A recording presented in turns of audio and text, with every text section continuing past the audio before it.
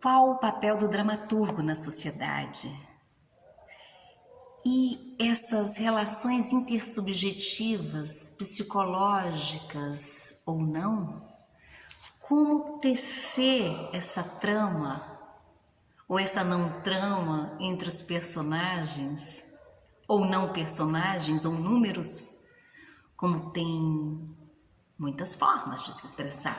A dramaturgia, principalmente no final do século XIX, ela utiliza dos conceitos de uma forma singular, ela se tornou muito mais fragmentária. É uma mistura de artes plásticas, circo, cinema, onde as questões se tornam um pouco menos interdependentes.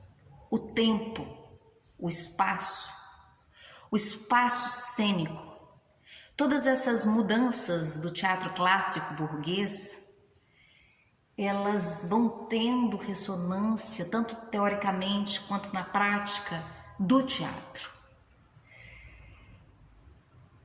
Por exemplo, como exemplo, não como modelo, nós realizamos uma peça, que é o Inferno, Lugar de Tormento, nesse teatro, como eu disse a vocês, que a gente tem. Então a gente usou essas alturas, essa conformação de um teatro não clássico, não burguês, para realizar o espetáculo, onde a relação com o público, onde a relação com a não instituição, ela foi fundamental para esse processo, onde o público não sentava, onde a gente ia caminhando pelas várias alturas. Você já há uma quebra nesse teatro burguês, de se sentar, italiano, né? De olhar de frente e um ficar vendo a nuca do outro. Mas o teatro, os grandes teóricos, eles analisam, e os que melhor fazem isso, a gente tem ideia do Peter Zondy, do Hans Thies Lehmann, eles captam essas mudanças, souberam captar e conceituar isso. No caso do Lehmann, ele fez esse estudo do pós-dramático, né? E deu esse nome do pós-dramática, que é essa questão, por exemplo, da separação do tempo. Por exemplo, no teatro budista, você tem uma relação com o tempo onde ele fica independente e tudo caminha-se lentamente, até por uma questão da morte, de toda uma concepção de vida, que no Oriente é diferente. O tempo, ele é um aspecto da cena, ele é uma partícula dramatúrgica. Então não só as palavras são drama, mas a cenografia é um drama, a direção é um drama. E muitas vezes eles não são dependentes um do outro, eles podem se tomar um valor maior na obra, como o tempo. E tem vários exemplos de dramaturgias que nós vamos ver no segundo módulo que testificam essa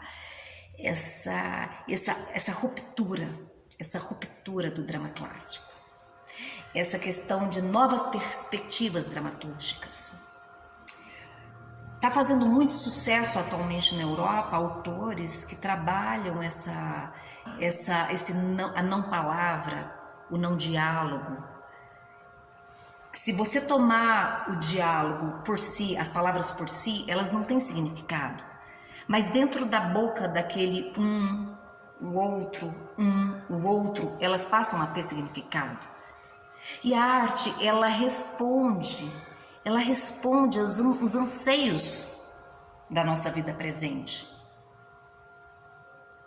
E como fazer, né? Como fazer essa tessitura dramatúrgica nesse nível conjunto? Não mais como eu escrevo, tá aqui o texto para o ator, para o diretor, e ele como técnica pega o texto e se trabalha uma encenação. Porque a partir do século XX, o encenador passou a ter uma importância fundamental nesse trabalho dramatúrgico, de construção, de criação. Ele virou um criador.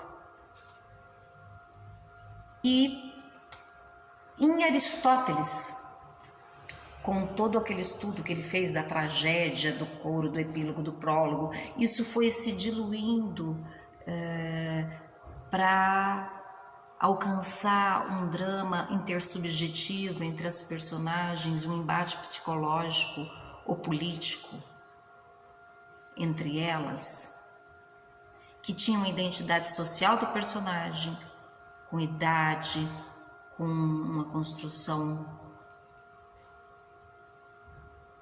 de temporal dela, e que foi se modificando, porque tudo na vida é criatividade. O novo, ele sempre vem, uma vida sempre surge. A morte e a vida, elas caminham, tanto na música quanto no teatro. Então essa evolução para causar novas percepções com o público, vocês, né, que estão aí como interessados nesse processo, precisam se adentrar e compreender.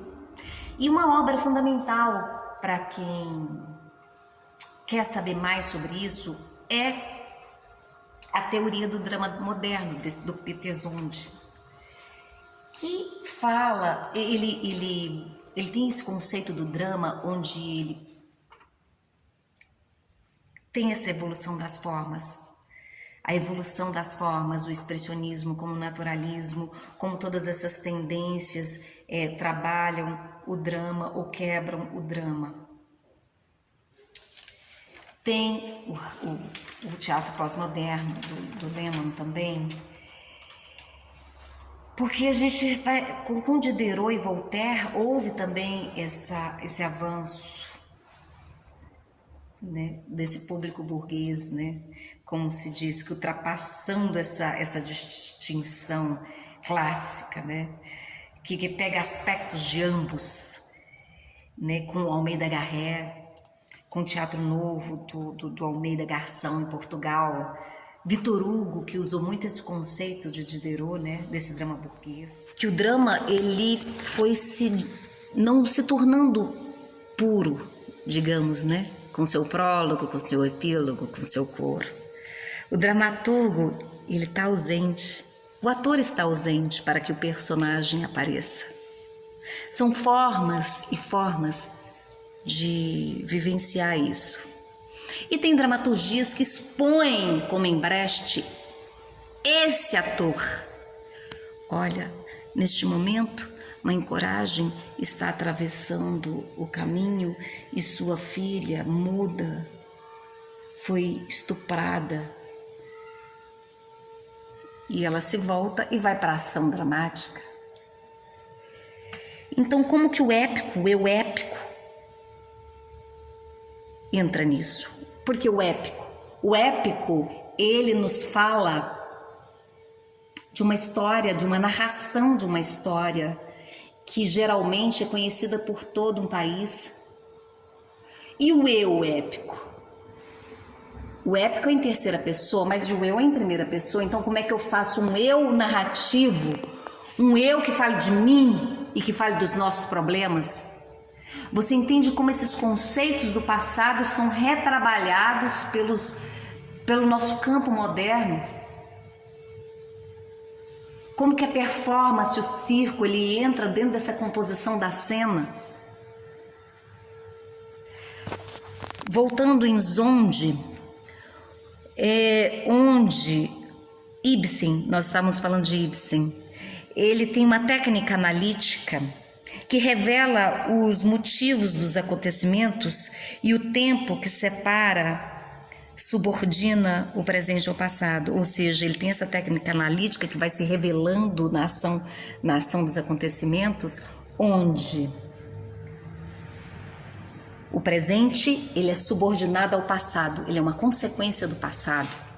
Já é uma quebra das leis das 3 unidades aristotélicas de mesmo lugar, o mesmo dia, o mesmo onde, da regra das 3 unidades. Porque o drama, gente, o drama, ele é especificado num determinado ponto, onde o espectador vai sair de casa e vai ver essa história. Então ele tem uma certa concentração. Daí se veio essa questão dele ser um conflito, dele ser algo tenso. É porque a gente tem que fazer ele ali na frente do espectador em 1 hora, em 1 hora e meia, em 2 horas. Às vezes você pega o José Celso que faz em 8, que maravilha, né? Mas ele é concentrado. Mas essa concentração não quer dizer as 3 unidades aristotélicas de ação, tempo e lugar. Pode acontecer em vários dias. O passado pode determinar o presente, como em Ibsen a gente viu, como em Strindberg, por exemplo. Chekhov, como eu citei, tem uma renúncia ao presente e comunicação intersubjetiva. Chekhov, renúncia ao presente. Aquele tempo na Rússia. Moscou, Moscou. Nunca elas estão no tempo presente, né? São sempre nostálgicas, mas o conflito está ali. O conflito entre as irmãs, o conflito entre os homens que chegam naquela casa é ainda um conflito intersubjetivo. Então, estudar essa evolução do drama até chegar até hoje é a função de vocês. Eu estou aqui para estimulá-los a isso. 3 picolés de fruta por R$1. Tá aí a realidade nos batendo na porta. Então, o expressionismo, ele busca por esse mundo alienado, que é impossível uma objetividade plena no expressionismo. Não sei se eu olho para vocês aqui, se eu olho para vocês aqui, se eu olho para vocês aqui. O Piscator, ele tem o elemento cênico elevado ao plano histórico. O elemento da cena elevado ao plano histórico do que está acontecendo, dessa guerra que acontece, dessa história do Brasil que acontece. E ela vai configurando esse eu épico, é o eu que está narrando essa história que é de todos nós, né? Destruindo essa natureza absoluta da forma dramática, onde você deixa ali os personagens se embatendo psicologicamente. Como em Brecht, onde a objetividade ela é quase científica, ela é tão objetiva que ela é uma ciência, é um épico, quer dizer, uma narração, estou contando essa história, mas ela é científica, ela vai navalhando na carne, ela vai analisando. Essa mulher, ela está aqui nesse diálogo, mas olha, ela depende disso para viver, mas aí vem essa outra questão do filho, da guerra, então é uma histórico. Mas ele vai analisando através da própria forma dramática a ciência.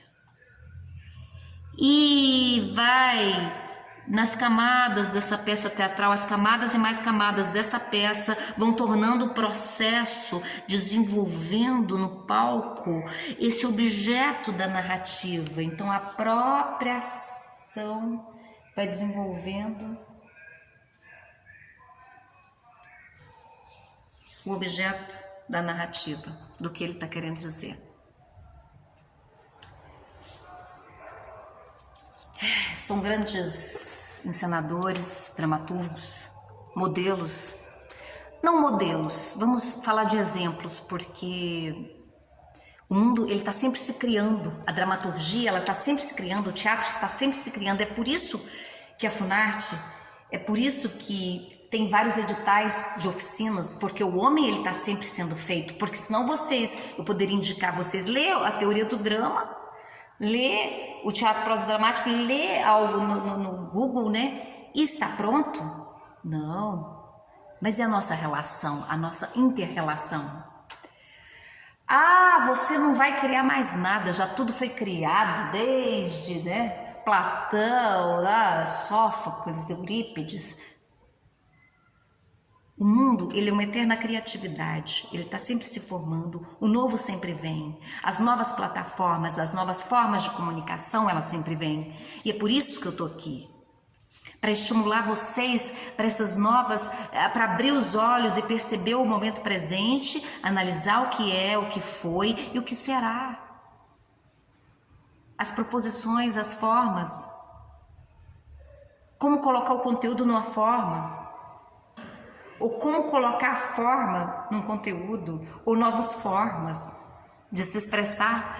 Porque com a comunicação de massa, a mídia de massa, ela distanciou um pouco o teatro. Como é que o teatro pode ser mais interessante? Pode ser uma forma de emoção, uma forma de comunicação diferente, que não dessas mídias mais comuns, como o cinema, a televisão. Por que o espectador vai ao teatro? Né? Vamos fechar, então, isso tudo que eu falei é embasado nessas teorias, e aqui a gente está analisando isso, a gente só tem mais uns minutinhos aí para a gente acabar esse primeiro módulo. Então, como esses modelos de superação dessas contradições do drama moderno? Como é que a gente faz essa superação, essa dialética histórica, dialética? Vai na origem da palavra, dialético. Ele é igual, mas ele é separado. Ele está ali se entendendo. Histórico, filosófico. Filosofia, pensar sobre algo, a história, ver o que se aconteceu com aquele algo antes e como está hoje, as oposições entre os sistemas formais. Essa é a forma do naturalismo, essa é a forma do expressionismo. Onde é que estão essas oposições e onde eles se encontram? E as mudanças históricas que o drama teve ao longo, né, dos séculos. O drama como imitação da ação, a mimese, como que, né, fugiu-se da mimese e da... Como eu disse, nós vamos ver também as didascálias, como é que elas se misturam com as falas. E na contemporaneidade, essa divisão dessas tendências, elas não são tão divididas, né? Como a arte, como instrumento, como a dramaturgia pode ser um instrumento para nossas dores, para as nossas perspectivas, é uma metodologia para a gente superar, rememorar. Olha só, são livros fantásticos de arte e de pintura. A pintura, a arte, como extrair dramaturgia de uma pintura, né? E é isso, gente. Essa é uma primeira parte teórica que eu tô aqui só para instigar vocês a pesquisarem, a irem atrás dos autores, a verem mais teatro, porque daí vocês vão ter mais criatividade, subsídio para criar a nova forma que vem por aí. Porque o novo, a criatividade, sempre está nascendo um bebê, sempre está acontecendo o novo. E é isso que move o mundo.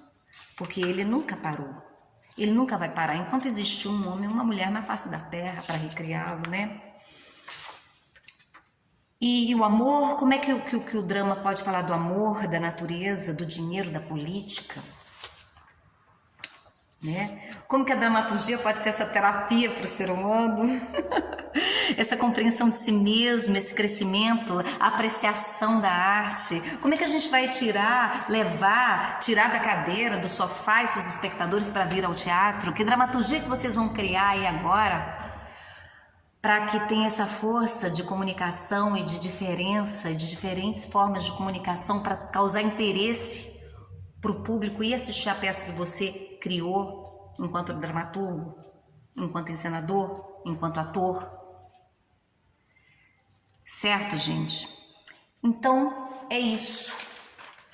Aqui, a gente...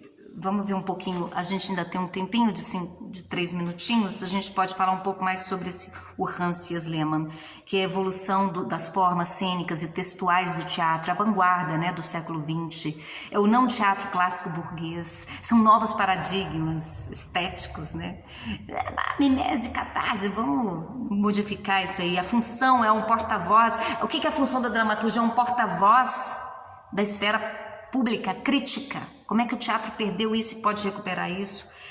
São espaços próprios de comunicação diferenciados, o teatro como espaço de comunicação diferenciado. O que ele tem de diferente, o que ele tem de extra cotidiano para nos tirar do mesmo. E é uma arte total, transversal. Ela não é horizontal, ela é transversal, ela é viva, ela vai entrando. Como que ela é atravessada pela arte da imagem, né? Como eu disse, do cinema, das artes visuais. Como que o teatro pode ser atravessado por isso, e é atravessado por isso hoje em dia. Esses aspectos textuais, cenográficos, né? Não precisa ser, gente, o drama necessariamente problemas psicológicos, veja bem o épico aí. Vamos trabalhar essas formas, redefinição do status de diretor, né? A redefinição desse status do dramaturgo, não exigindo essa dependência recíproca entre vamos escrever e depois vamos encenar. Muitas vezes você cria dramaturgia no próprio processo de ensaios, né? Os vários textos da cena. O texto não necessariamente é a palavra escrita, o texto é o cenário, é a luz. Arthur sonhava com esse teatro onde o ator ele fosse tudo, tivesse ali dentro tudo, né? Essa hibridização entre a vida e a ficção, essas novas, né, mídias comunicacionais, como é que a gente trabalha com isso? A escrita e a encenação ocorrem nesse mesmo movimento. Não tem um recorte delimitado. Nós estamos aqui nesse teatro, olha só para vocês verem, que é não institucional, que é não convencional. Como que a gente pode trabalhar novas formas de proximidade do público com o ator aqui dentro? Novas formas dele caminhar por esses vãos, por essas alturas. Vocês topam escrever uma dramaturgia para esse espaço cênico, onde você utiliza essa luz ali vinda do sol, onde você utiliza esses andares? É um risco. O teatro é um risco. E aí você se arrisca criando essas novas formas. E essa hibridização, entender essas novas formas, porque o corpo está sendo utilizado de uma nova percepção, com uma nova utilização. O espaço também, a estrutura dos diálogos. Às vezes a estrutura de um diálogo ou a força daquela linguagem, você não precisa criar a história do personagem pregressa. Muitas vezes o drama moderno ele acontece nesse vazio do Samuel Beckett, né? Tá ali esperando, falando de coisas aleatórias ou muito profundas da humanidade que estão no nosso inconsciente. E que você olha e fala, não, eles não estão falando nada, mas eles estão falando tudo no nada. No nada. Eles não têm uma origem, eu sou filho de tal, nasci em tal, eu gosto disso, eu gosto daquilo. Não teve essa criação stanislavskiana. Então, como é que esses novos autores, eles rompem com essas formas, com essas fronteiras? E é isso, eu tô aqui como estímulo para que vocês se aprofundem na parte teórica, nas novas formas, nas novas dramaturgias, nas dramaturgias clássicas, neoclássicas, renascentistas.